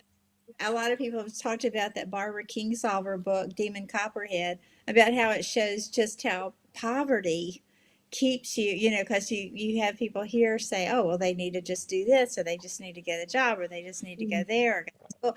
And it's like, yeah, well, that sounds good. But, in this novel, the story shows just how hard that is to get out of that situation. Yep. It's like boom, boom, boom. You're just hit back every time. Mm. But so now we're talking empathy triggerers. I think Yeah. they forget the psychological effects that are at play. Because that's a Yeah. lot. Absolutely. We can't let these Well, I think stories. a lot of people. You go. No, I was thinking that sometimes that's the point. Maybe what you were saying, Caroline, earlier is getting into characters' minds, even if it's not a character. Like in your case, when you were looking at a serial killer, you are trying to try to figure out the motivation of it. And I think that a lot of times, as a reader, um, what I find, and I've also had a couple of stories where I've had people who are in abusive relationships and showing what this does to you and how this affects you, and that there are also things beyond that, maybe with children, or they're not the bread earners, right? And they don't have the possibility to go away. But what I find fascinating is Mhm. sometimes I get criticism that said I wouldn't have made those choices, and I'm thinking, Mm. well, that's not the point, because I mean, And I'm that's not telling lovely, my life darling. story either. Good I'm for getting you. into the mind of someone else, Yeah. right? I don't think we should go into a book doing that, because I'm always fascinated by books where people wouldn't make the right choice, the same choices that Mm. I do, and they're making other Yeah. choices, and you're watching it happen and wondering what's happened. But I think we have to really get back into reading a book and getting into that, and trying to understand a And character who makes understanding completely that different character. choices. Yeah. Mm. When I was Mm-mm. the editor I worked with on the Love Chat, she came back, and in her report she said, "What I don't understand is why doesn't she just leave?" And it's a question, and but what it made me do was actually look into, okay, so I've got my character, I've put her in this situation. What stops her leaving? And I knew that there was a reason. And it led me down all of the route of getting involved with the Centre for Women's Justice and understanding their work Mm. and what they do, and actually understanding more about what stops women in a situation of domestic violence and what stops them leaving. Hmm. And it was actually getting Mm. into that, understanding that. And it was quite horrific, very triggering, really Mm. quite traumatic, made me feel deeply uncomfortable, made me realize how many relationships I've been in, which at the time I just thought, well, yeah, it would have been nice if he'd done that differently. Mm. And then, even things like, you know, withholding conversations and the silent treatment, that's abuse. It is. Mm. I just thought he was a sulky dickhead myself, but you know, Yeah, that's actually abuse. Yeah.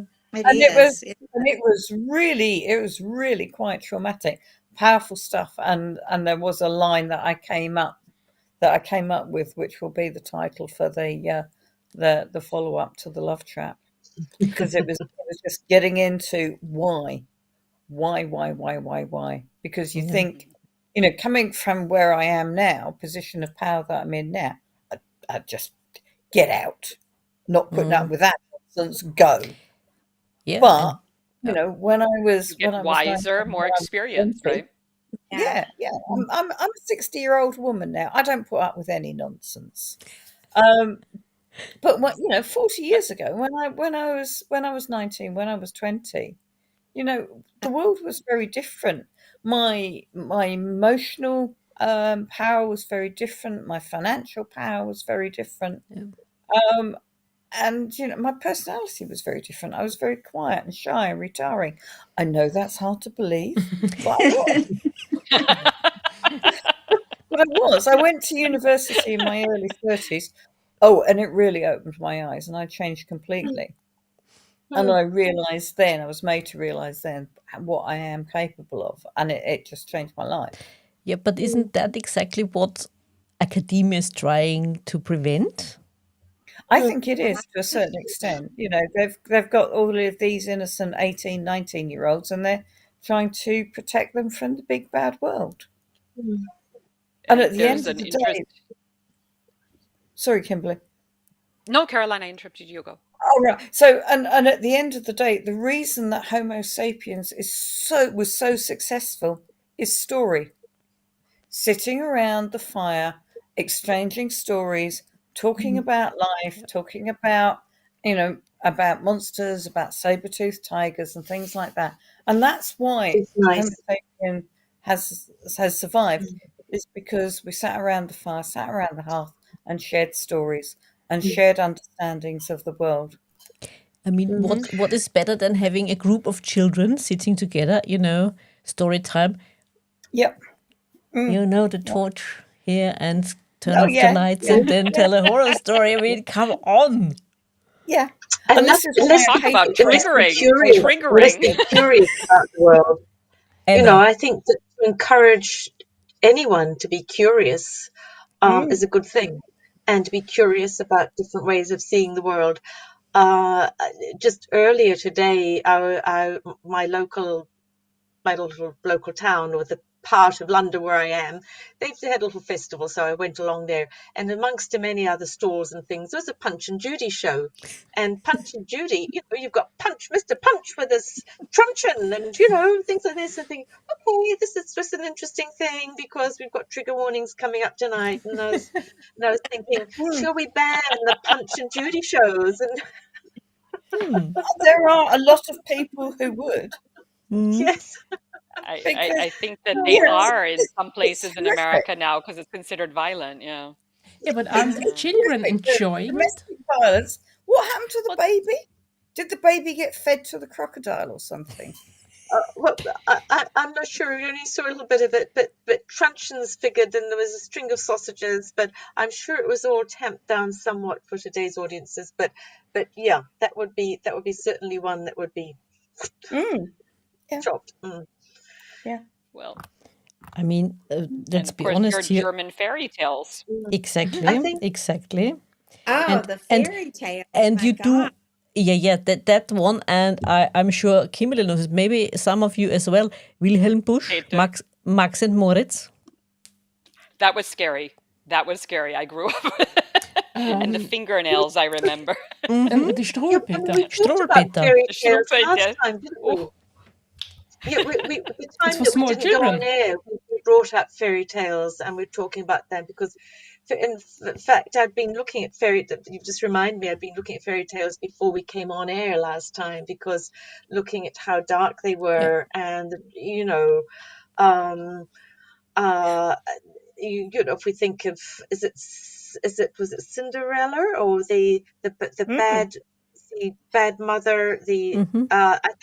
I think she had her feet put in hot iron shoes, and there was on and on. The cruelty in these fairy tales mm, is extraordinary. Yeah. Um, yeah. they were But again, Disney. they're Disney they were warnings, not. aren't they? Yeah, Sorry, Caroline.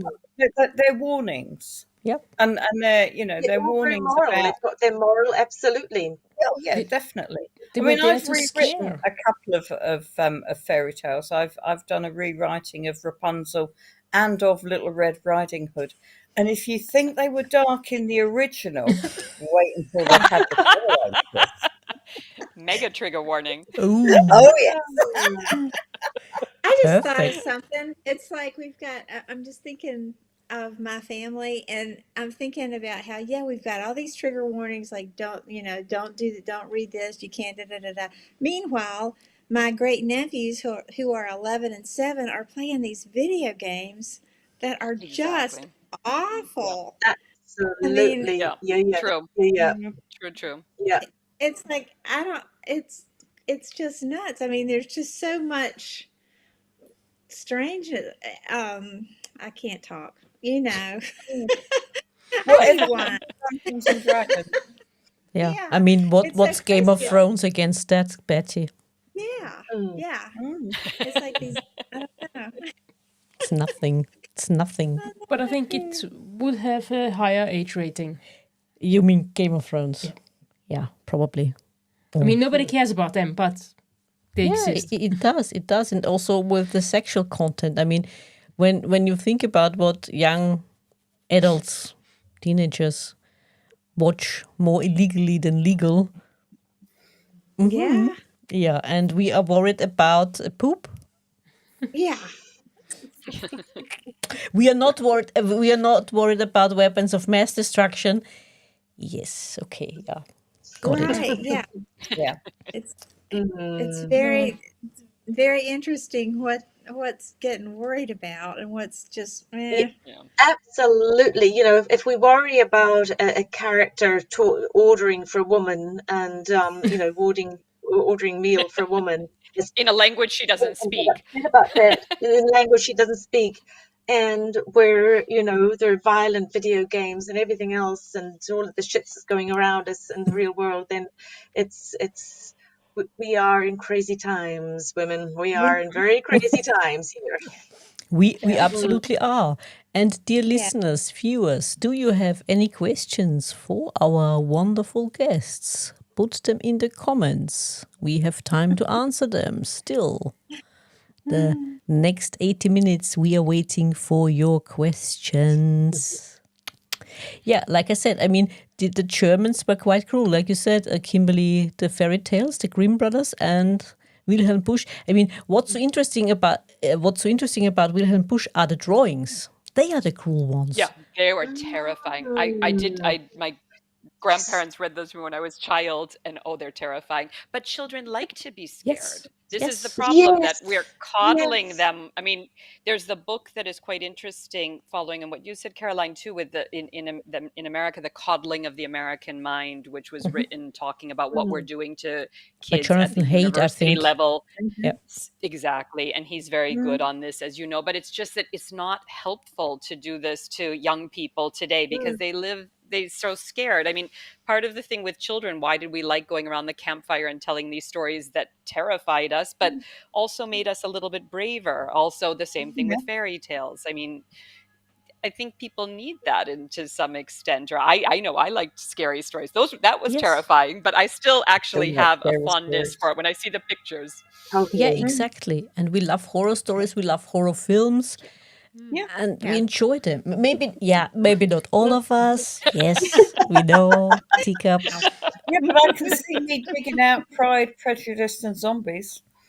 That's Yeah, great. I'll I I mean, watched out that one. every time. she had to. Huh? She had to watch that one.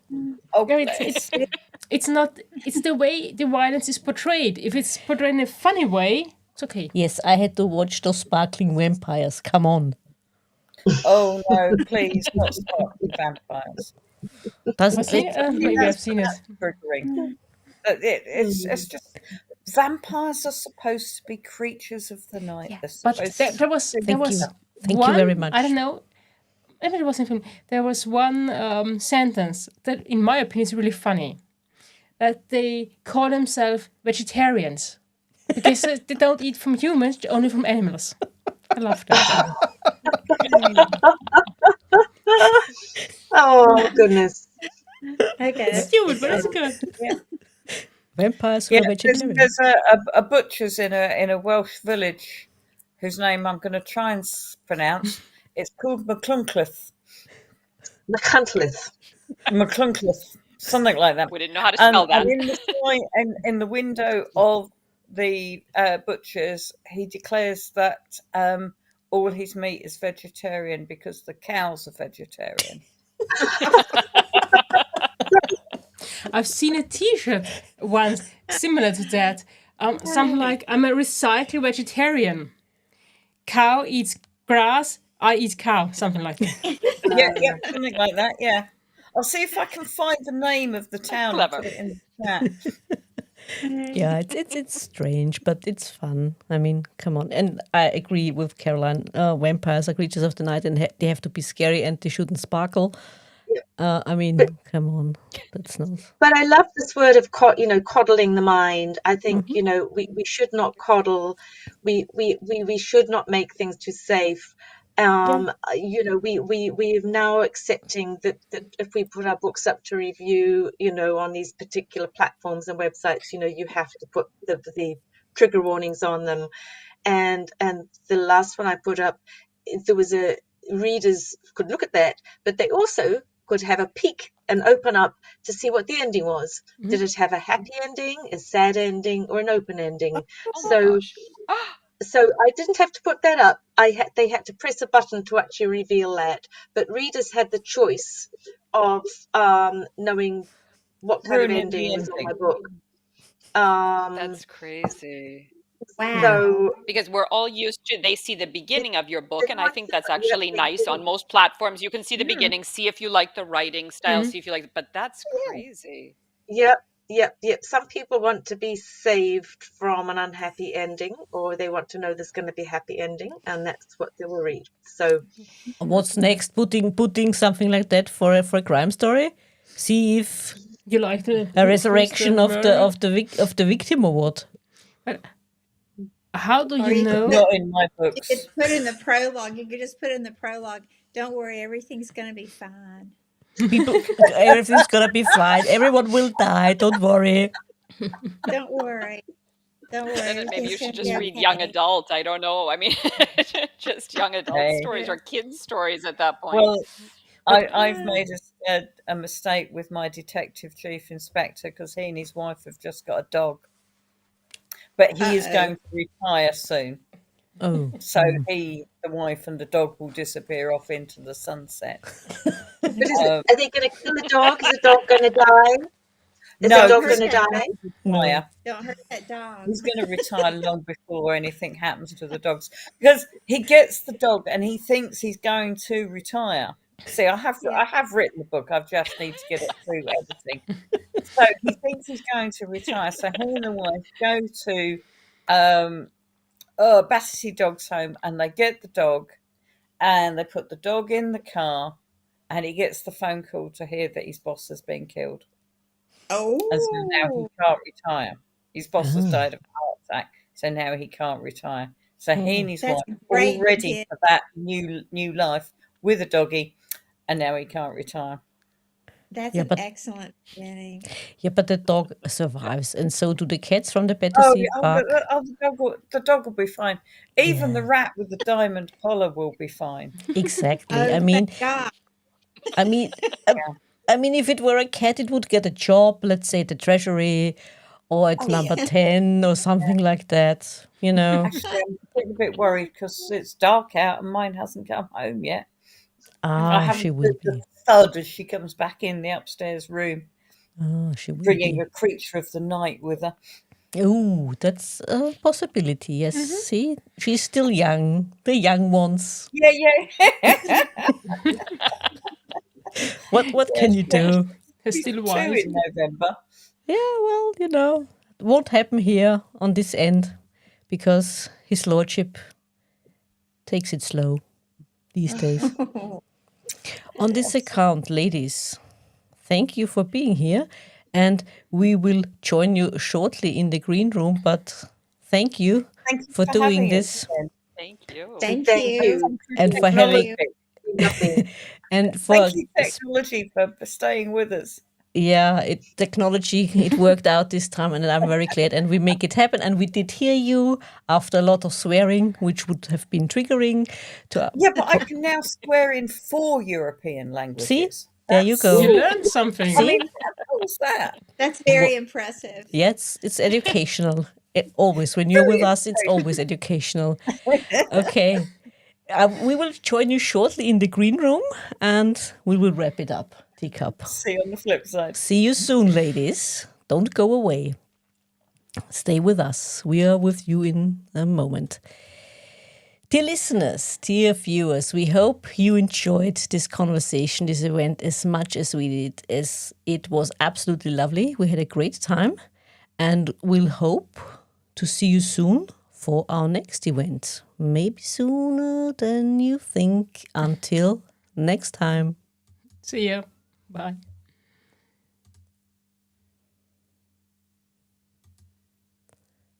Okay, not found. Good. Here we go. Next time.